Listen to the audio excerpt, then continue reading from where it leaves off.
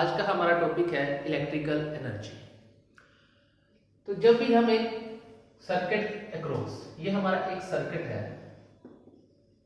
एक सर्किट के अक्रॉस जब भी हम कोई वोल्टेज अप्लाई करते हैं तो क्या होता है, उसके अंदर करंट फ्लो होना स्टार्ट हो जाता है। इस सर्किट के अंदर हमने एक रेजिस्टेंस लिया है R, इसके अक्रॉस एक वोल्टेज अप्लाई की है V। तो जैसे ही वोल्टेज अप्लाई करेंगे तो इसके अंदर करंट फ्लो होना स्टार्ट हो जाएगा। तो करंट किसके कारण फ्लो होता है, ये हम जानते हैं, चार्ज के कारण। Current flow due to charge. तो इलेक्ट्रिकल एनर्जी क्या होगी, इस वोल्टेज अप्लाई करने के बाद जो चार्ज इसके अंदर फ्लो हो रहा है, उस चार्ज को फ्लो करने में जो काम किया जा रहा है वो होगा हमारा इलेक्ट्रिकल एनर्जी। क्लियर है?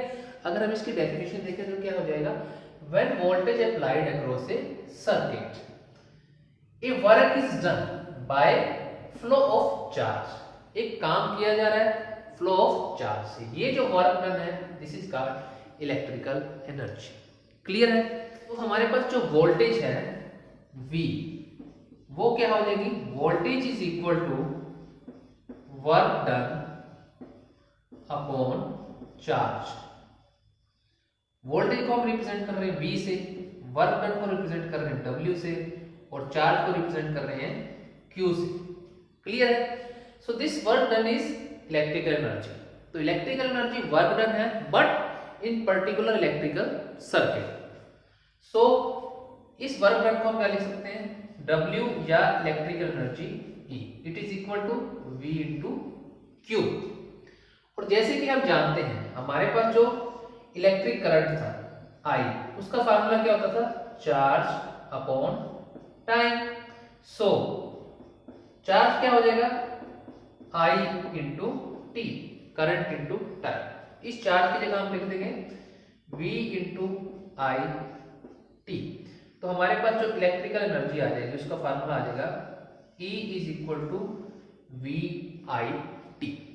क्लियर है? तो ये हमारे पास इलेक्ट्रिकल एनर्जी का फार्मूला है। अब अगर हम ओम्स लॉ की हेल्प से V और I की अलग अलग वैल्यू लिखें तो हमारे पास फार्मूले क्या क्या हो जाएंगे इलेक्ट्रिकल एनर्जी के। फर्स्ट फार्मूला हमारे पास आ गया electrical energy equal to V I T। अब अगर V की जगह हम रख दें IR ओम्स लॉ से, तो ये क्या आ जाएगा, E is equal to I R into I into, ये बन जाएगा I square R T। So ये सेकंड फार्मूला हो जाएगा। थर्ड,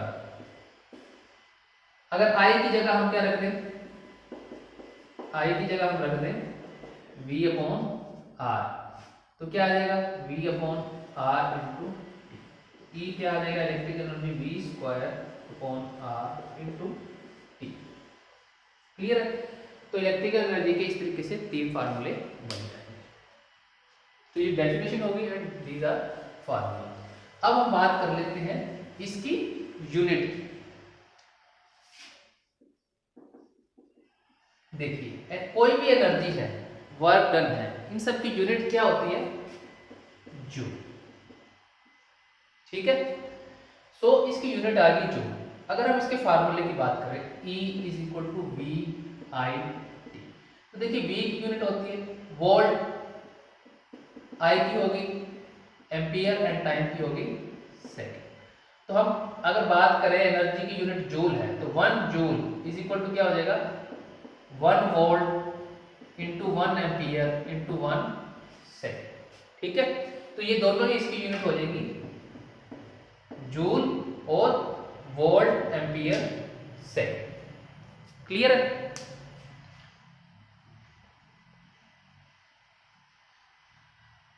अब इलेक्ट्रिकल एनर्जी की बात करने हैं कि जो एनर्जी आपकी वर्क डन हो रहा है इलेक्ट्रिकल सर्किट के अंदर। अब हमारे घरों के अंदर जो इलेक्ट्रिसिटी आ रही है और हम बिल पे कर रहे हैं, क्लियर है? तो वो बिल हम किस में पे करते हैं, यूनिट्स के अंदर। तो कितनी इलेक्ट्रिकल एनर्जी हम कंज्यूम करते हैं उस यूनिट्स के अंदर बिल हम पे करते हैं।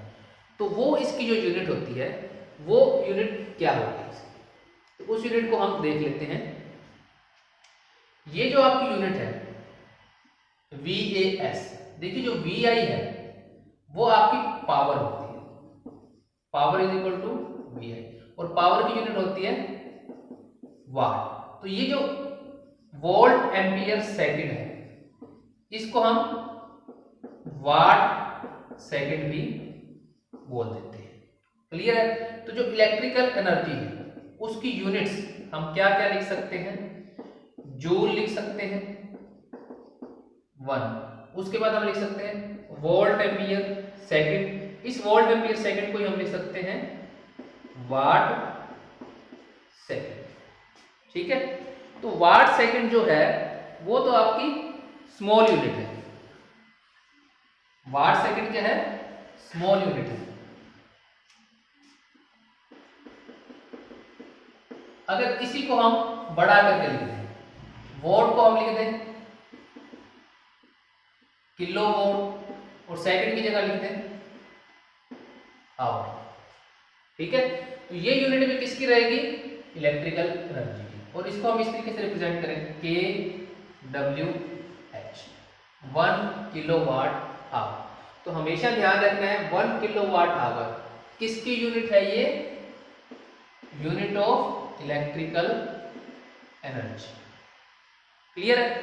इस 1 किलोवाट आवर को हम क्या बोलते हैं, BOT, board of trade unit. Board of trade unit means जो इलेक्ट्रिसिटी हम कंज्यूम करते हैं घर में और जिसका बिल पे करते हैं यूनिट्स के अकॉर्डिंग, तो वो मेजर किसके अंदर होती है, kWh के अंदर मेजर होती है। क्लियर है? तो उसी को हम बोलते हैं board of trade unit.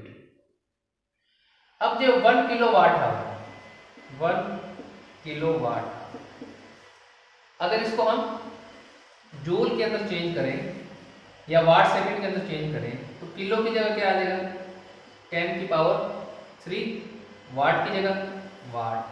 Our को सेकंड में चेंज करेंगे तो क्या हो जाएगा, 60 मिनट इंटू 60 सेकेंड। तो ये क्या आ जाएगा 36 इंटू 10⁵ वाट सेकेंड। और वाट सेकेंड क्या था, जूल।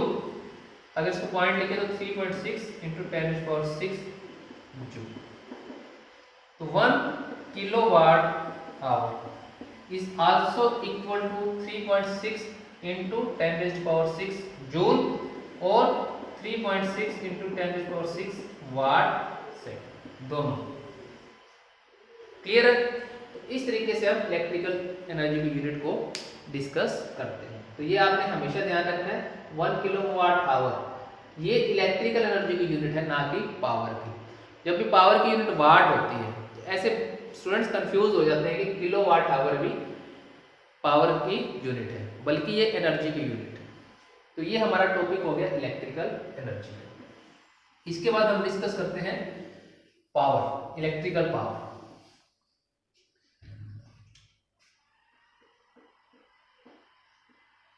पावर की डेफिनेशन क्या है, the rate of doing work in an electrical circuit is called power. हम इलेक्ट्रिकल सर्किट में किस रेट से, किस दर से काम कर रहे हैं उसको हम पावर बोलते हैं। तो डेफिनेशन के अकॉर्डिंग पावर क्या हो जाएगा, जो भी हम काम कर रहे हैं यानी कि इलेक्ट्रिकल एनर्जी होगी जिसको हम बोल रहे थे वर्क डन, दोनों सेम चीज है। तो इलेक्ट्रिकल एनर्जी या वर्क डन अपॉन टाइम। ठीक है? इसको हम लिखेंगे P is equal to E upon T। अब E का फार्मूला क्या था हमारे पास, देखिए ये था VIT अपॉन T। T से T कैंसिल हो जाएगा तो पावर इज इक्वल टू क्या आ जाएगा VI। ठीक है? जैसे उसमें 3 फार्मूले थे, इसमें भी 3 फार्मूले हो जाएंगे। P is equal to VI, P is equal to I²R and P is equal to V²/। अब आप इसमें देख लीजिए सिमिलरिटी क्या है, E is equal to VIT is equal to I²RT, E is equal to V²R। Power के साथ time को मल्टीप्लाई कर रहे हैं तो हमारे पास क्या आ रही है, एनर्जी आ रही है। देखिए तो एनर्जी क्या बन रही है, energy is equal to power into time. तो जो भी पावर का फार्मूला है उसको अगर हम टाइम से मल्टीप्लाई कर दें तो आपके पास एनर्जी का फार्मूला आ जाएगा। तो आप देख सकते हैं दोनों में क्या रिलेशन आ रहा है। अब बात कर लेते हैं इनकी यूनिट की। तो जो यूनिट है पावर वो क्या है, देखिए सबसे पहले जो सिंपल यूनिट बन रही है VI यानी कि वोल्ट एम्पीयर, लेकिन इसकी जो यूनिट हम लिखते हैं वो क्या होती है वाट। तो क्या यूनिट है इसकी वाट। और अगर बड़ी यूनिट की बात करें तो इसके आगे हम K लगा देंगे, उसको बोल देंगे किलोवाट। तो ये kilowatt and watt both are units of power. तो ये पावर की आपकी यूनिट्स हो जाएंगी, ठीक है। और अगर हम बात करें 1 वाट की, 1 वाट, तो 1 watt is equal to 1 volt into 1 ampere. Clear है। तो अब यूनिट की बात कर ली हमने। इसके बाद जो हमारे पास पावर होती है उसकी क्लासिफिकेशन करते हैं हम। 2-3 टाइप की आपके पास पावर है। वो पावर कौन कौन सी है, फर्स्ट है एक्चुअल और रियल पावर। सेकंड, फर्स्ट है actual and real power, second है एपरेंट पावर,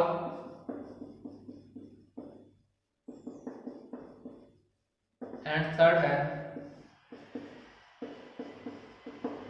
रिएक्टिव पावर। तो ये अलग अलग जो पावर है किस बेस पे डिफाइन की गई हैं, बहुत ज्यादा डिटेल में डिस्कस करेंगे। एक बार इनको हम सिर्फ देख लेते हैं ये क्या है। पावर का फार्मूला क्या है हमारे पास, P is equal to V into I। तो वोल्टेज एंड करंट। अब आप लोगों ने पढ़ा होगा हमारे पास 2 तरह की क्वांटिटी होती है, एक तो होती है स्केलर एंड दूसरी होती है वेक्टर। स्केलर तो वो होती है जिसके अंदर सिर्फ मैग्नीट्यूड होता है, और वेक्टर वो होती है जिसके अंदर मैग्नीट्यूड प्लस डायरेक्शन दोनों चीज होती है, ठीक है। ये आप लोगों ने पढ़ा हुआ है। तो जो वोल्टेज एंड करंट है ये क्या है, वेक्टर क्वांटिटीज है, दोनों की दोनों वेक्टर क्वांटिटीज है। यानी कि इनका कुछ मैग्नीट्यूड होगा, जैसे मान लो 5 वोल्ट है, और डायरेक्शन होगी 2 एम्पीयर एंड डायरेक्शन, ठीक है। तो जो वेक्टर क्वांटिटी होती हैं उनकी जो मल्टीप्लीकेशन है वो सिंपली नहीं होती, जैसे V इंटू I कर दिया, ऐसा नहीं होगा। उनके बीच में एंगल क्या है, यानी कि जैसे वोल्ट आपकी यहाँ जा रही है और करंट आपका यहाँ जा रहा है, तो इनके बीच में कुछ ना कुछ एंगल होगा, ठीक है। उस एंगल को हमने सपोज करो फाई कह दिया। तो इस एंगल के बेस पर हम डिसाइड करते हैं कि पावर हमारे पास कितने टाइप की है, ठीक है। तो जो एक्चुअल और रियल पावर है, एक्चुअल और रियल पावर का मतलब क्या होता है, P is equal to V into I into cos phi. तो वोल्टेज और करंट के बीच में जो एंगल है फाई, उसका क्या लेना है हमने, कोस। तो ये हो जाएगा P is equal to V into cos phi. और ये जो कोस फाई होता है इसको हम पावर फैक्टर भी बोलते हैं, ठीक है। बहुत ज्यादा डिटेल में डिस्कस नहीं करेंगे इसको हम। तो ये आपकी एक्चुअल और रियल पावर हो जाएगी।